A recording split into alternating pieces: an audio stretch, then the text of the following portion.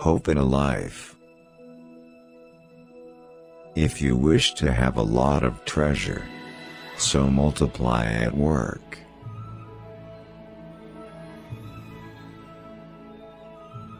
If you wish to have the throne, so be good at getting along with humans. If you wish to have a magnificent house, then you must try tirelessly. However, the real life expectancy is not that.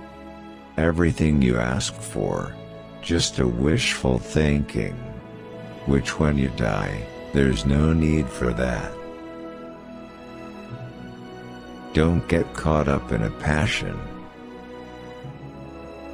The desires of the world that lead you are false. The real hope of life is to strive in His way.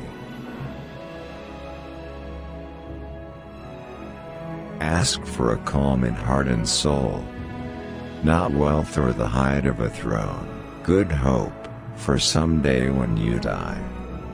And don't you forget that the world is only temporary.